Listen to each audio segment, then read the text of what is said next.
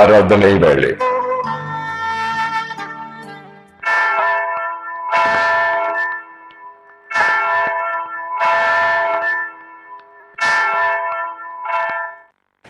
இறைமகன் இயேசு கிறிஸ்துவின் இணையற்ற நாமத்தில் இந்த ஆராதனை வேளை சிறப்பு நிகழ்ச்சிக்கு உங்கள் யாவரையும் வாழ்த்தி வரவேற்கிறோம். கிறிஸ்து இயேசுவுக்குள் அன்பு நிறைந்த பார்வையாளர்களே, உங்களை இந்த குருத்தோலை ஞாயிற்றுக்கிழமையினுடைய தியானத்திற்காக அன்போடு நான் உங்களை வாழ்த்துகிறேன், வரவேற்கிறேன்.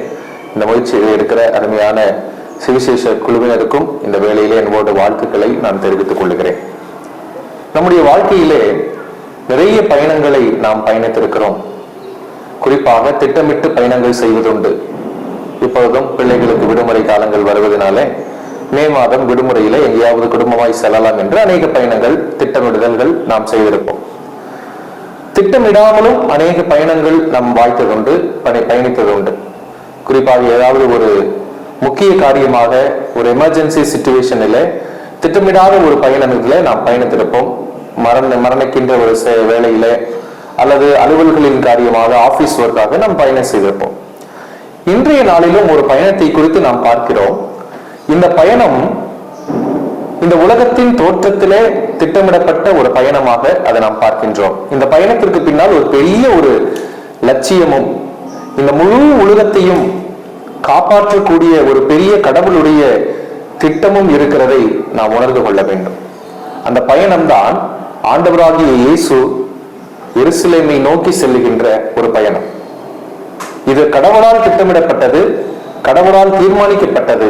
அதை இயேசு தம்முடைய கீழ்ப்படுதலின் வழியாக அவர் நிறைவேற்றுகிற ஒரு பயணத்தை நாம் பார்க்கின்றோம்.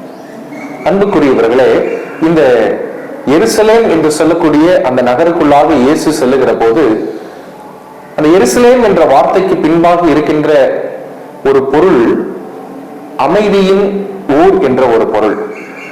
அமைதியின் ஊர். ஆனால் நிதர்சனமான வாழ்க்கையில அங்கே அமைதி இருக்கிறதா என்றால் அது ஒரு மிகப்பெரிய ஒரு கேள்விக்குறியாக இருந்தது.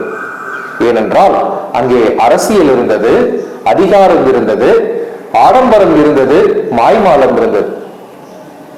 அப்படிப்பட்ட ஒரு நகருக்குள்ளாக இயேசு செல்லுகிறார். சாதாரணமாக செல்லவில்லை.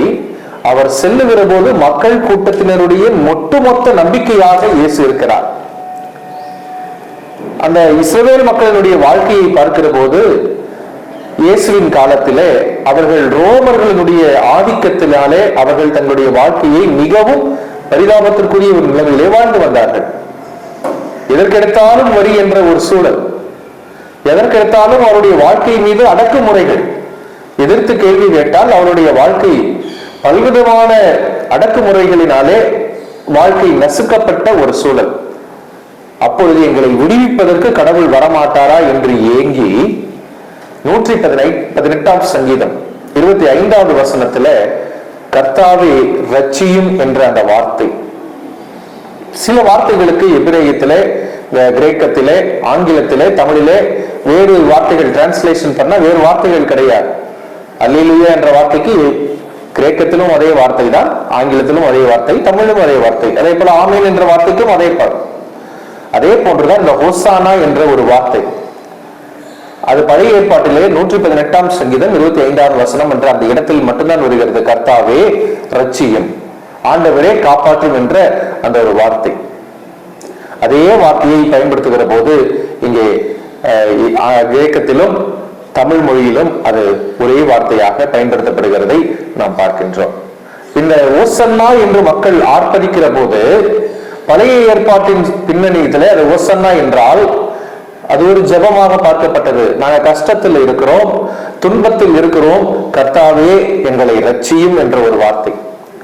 ஆனால் அது புதிய ஏற்பாட்டினுடைய பயன்பாட்டிலே, குறிப்பாக இந்த குருத்தோலை ஞாயிற்றினுடைய பயன்பாட்டிலே அது வருகிற போது ஓசன்னா என்ற இந்த வார்த்தை ஒரு மிகப்பெரிய ஒரு துதியின் வார்த்தையாக அது மாறுகிறது. காரணம், எங்களுக்காக எங்களை தேடி வருகின்ற கடவுள் இயேசு மட்டுமே எங்களை ரட்சிக்க முடியும். இந்த குருத்தோலை ஞாயிற்றுக்கிழமையில, இந்த குருத்தோலை ஞாயிற்றுக்கிழமையினுடைய அடித்தளமாக இருப்பது என்ன என்றால், இயேசுவே நமக்கு இரட்சகராக இருக்கிறார். அவர் அந்த உலகத்தினுடைய பாவங்களை எல்லாம் சுமந்து தீர்க்கிற இரட்சகராக இருக்கிறார் என்பதுதான் இந்த குருத்தோலை ஞாயிற்றிலே நாம் தெரிந்து கொள்ளக்கூடிய ஒரு காரியம். அதிலும் அவர் கழுதையின் மீது வருகிறார். தீர்க்க தரிசனத்துடைய நிறைவேறுவதாக சகரியா 9:9 வாசிக்கிற போது, இதோ உன் அரசர் வருகிறார், அவர் கழுதையின் மீது ஏறி வருகிறார் என்ற அந்த வார்த்தையினுடைய நிறைவேறுவதாக இந்த காரியத்தை நாம் பார்க்கின்றோம். பொதுவாக நாம் சொல்லுவதுண்டு, கழுதை என்றால் அது பொதி சுமக்க உதவும் என்று சொல்லி நமக்கு தெரியும். அப்ப இந்த உலகத்தினுடைய பாவம் என்ற அந்த அழுக்கு மூட்டையை தன்னுடைய தோள்களில் சுமந்து செல்லுகிறவராக இயேசுவும் இங்கே காட்சிப்படுத்தப்படுகிறார் என்பதை நாம் புரிந்து கொள்ள வேண்டும். நம்முடைய பாவங்களுக்காக அவர் பாவமானார், நம்முடைய மீறுதல்களுக்காக அவர் சாபத்தை ஏற்றுக்கொண்டார் என்ற காரியம். அன்புக்குரியவர்களே, இங்கே ஒரு பெரிய ஒரு பாடுகளை நோக்கி இயேசு பயணிக்கிறார். அந்த பாடுகளின் வழியாக கடவுளுடைய அன்பை நாம் உணர்ந்து கொள்ள அழைக்கப்படுகின்றோம். குருத்தோலை அங்கே விரிக்கப்படுகிறது. குருத்தோலை 2 காரியங்களை மையப்படுத்துகிறது. ஒன்று, அந்த குருத்தோலை என்பது நேராக நிமிர்ந்து நிற்கும். நாம் எப்படி பிடித்தாலும் அந்த குருத்தோலை நேராக நிற்கும். அப்படி என்றால் நாம் எந்த சூழ்நிலையிலும் கடவுளையே பார்க்க வேண்டும். மேலே நோக்கி பார்க்கின்ற அந்த குருத்தோலையை போல கடவுளையே நாம் எப்பொழுதும் நோக்கி பார்க்க வேண்டும். என்ன சூழ்நிலைகள் வந்தாலும், என்ன அழுத்தங்கள் இருந்தாலும், என்ன பிரச்சனைகள் இருந்தாலும் கடவுளையே நாம் நோக்கி பார்க்க வேண்டும் என்பதுதான் இந்த குருத்தோலை நமக்கு கற்றுத்தருகின்ற ஒரு பாடமாக இருக்கிறது. அது மட்டுமல்ல, இங்கு ஆண்டவராகிய இயேசு அங்கே ஒரு தாழ்மையை நமக்கு கற்றுக் கொடுக்கிறார். தாழ்மையை கற்றுக் கொடுக்கிறார். ரோம அதிகாரம் ஒரு பக்கம், ரோம ராணுவ படை ஒரு பக்கம், அங்கேயும் ஒரு ஊர்வலம் வருகிறது. ரோம ஆளுநர் ஒரு ஊர்வலத்தில் வருகிறார். இந்த பக்கம் இயேசு ஒரு ஊர்வலத்திலே வருகிறார்.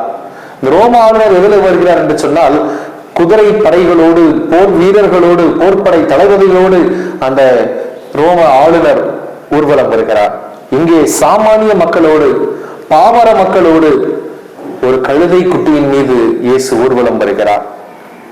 வசனம் சொல்லுகிறது, சிலர் ரதங்களை குறித்து மேன்மை பாராட்டுகிறார்கள், குதிரைகளை குறித்து மேன்மை பாராட்டுகிறார்கள், ஆனால் நான் ஆண்டவரை குறித்தே மேன்மை பாராட்டுகிறேன் என்று சொன்னதை போல கடவுள் தன்னுடைய தாழ்மை நிலையை அங்கே சொல்லுகிறார். இந்த உலகத்திலே நான் எதற்கு வந்தேன் என்பதை ஆண்டவர் தன்னுடைய யோவான் நற்செய்தியிலே சொல்லுகிறார். நான் பணி மேற்கொள்வதற்காக வரவில்லை, பணி செய்யவே வந்தேன்.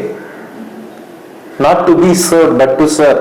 பிறருக்காக பணி செய்ய, தாழ்மையாய் பணி செய்ய நான் அனுப்பப்பட்டேன், அதற்காகவே இந்த உலகத்திலே வந்தேன் என்று சொல்லுகிறார். அதை தன்னுடைய சீடர்களோடு இறுதி உணவிலே, அவர் இறுதி உணவு ஐக்கியத்திலே கலந்து கொள்ளுகிற போது துண்டை எடுத்து சீடர்களுடைய கால்களை துவட்டுவதன் வழியாக, என்னை போன்று நீங்களும் இந்த மாதிரியை பின்பற்றுங்கள் என்று சொல்லி நமக்கு ஒரு முன்மாதிரியாய் அவர் வாழ்ந்து காட்டியிருக்கிறார். இந்த குருத்தோலை ஞாயிறு நமக்கு தாழ்மையை கற்றுக் கொடுக்கிறது.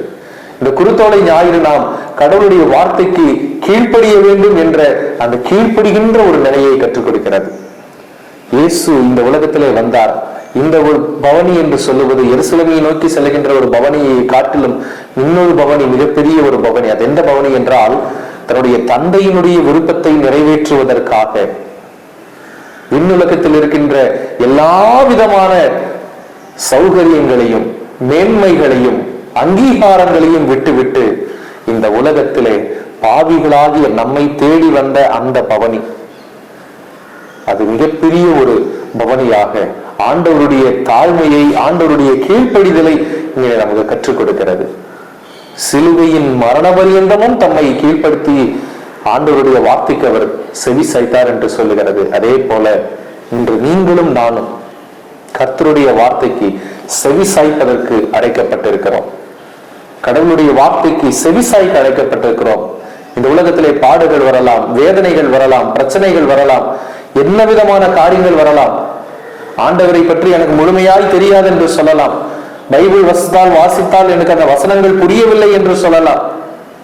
ஆனால் கண்களை மூடி, கர்த்தாவே, நான் உமது சமூகத்திலே நீ சொல்வதையெல்லாம் செய்கிறேன், நீ சொல்வதையெல்லாம் கேட்கிறேன் என்று நாம் நம்மை அர்ப்பணித்து வாழுகின்ற போது, பாவங்களை அறிக்கை செய்து பாவ மன்னிப்பு பெற்று மகிழ்ச்சியோடு நாம் வாழுகின்ற போது, நிச்சயமாக நம்முடைய உள்ளத்திலும் இந்த கடவுள் பவனி வருகிறார்.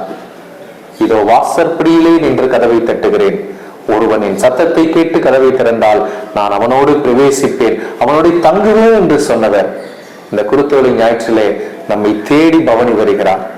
ஒவ்வொருவருடைய உள்ளத்தின் இதயத்தின் கதவுகளை தட்டுகிறார். அன்பானவர்களை, கதவை திறந்து அந்த பவனியிலே நம்மை இணைத்துக் கொள்வோமா? இந்த குருத்தோலை ஞாயிறு அதற்கு வாய்ப்பாய் அமையட்டும். கர்த்தர் உங்களை ஆசீர்வதிப்பாராக. ஆமென். ஜெபம் செய்வோம். கிருபையும் இரக்கத்தில் ஐஸ்வர்யம் நிறைந்த எங்கள் அன்பின் ஆண்டவரே, இந்த உலகத்திலே நீர் எங்களை தேடி வந்தீர். மனம் திரும்புகின்ற ஒரே பாவியின் நிமித்தம் பரலோகத்திலே சந்தோஷம் உண்டாகும் என்று சொல்லி 99 ஆடுகள் இருந்தாலும் காணாமல் போன அந்த ஒரு ஆற்றிற்காக நீர் தொடர்ந்து எங்களை ஒவ்வொரு நாளும் தேடி வருகின்ற அந்த பவனிக்காக நாங்கள் நன்றி செலுத்துகிறோம். இந்த வேளையிலும் இந்த சத்திய வார்த்தைகளை கேட்டுக்கொண்டிருக்கிற அருமையான பிள்ளைகளை உம்முடைய கருத்திலே தருகிற சுவாமி, கர்த்தர் நீர் அவர்களை ஆசீர்வதிப்பீராக, அவர்களை பலப்படுத்தும். ஆண்டவரை அறிந்து கொள்ள இது உதவியாக இருக்க கர்த்தர் கிருபை செய்யும்படியாக நாங்கள் ஜெபிக்கிறோம். ஒவ்வொருவரும் தங்களுடைய இல்லத்திலும் உள்ளத்திலும் ஆண்டவராகி உம்மை வரவேற்று உம்மை ஏற்றுக்கொண்டு நீர் நடத்துகின்ற பாதையிலே நாங்களும் பவனி செல்ல கர்த்தர் கிருபை செய்ய வேண்டுமாய் நாங்கள் ஜெபிக்கிறோம். தொடர்ந்து இதுக்காக எல்லா காரியங்களும் செய்கின்ற அருமையான சகோதரர்களை ஆசீர்வதியும். இந்த சுவிசேஷ குழுவின் ஊழியங்களை கர்த்தர் இன்னும் அதிகமாய் பெருக செய்யும்படியாய் ஜெபிக்கிறோம். இதை கேட்டுக்கொண்டிருக்கிற ஒவ்வொருவருடைய உள்ளத்திலும் ஆண்டவர் நீர் பிரசன்னராய் இருந்து வழி நடத்தி அவருடைய வாழ்க்கையில எல்லா நிலையிலும் அவர்களோடு பயணிக்க வேண்டுமாய் எங்கள் ஆண்டவரும் அருமை இரட்சகருமாகிய மீட்பர் இயேசு கிறிஸ்துவின் வழியாக கேட்கிறோம். எங்கள் ஜெபம் கேளும் சுவாமி. ஆமென்.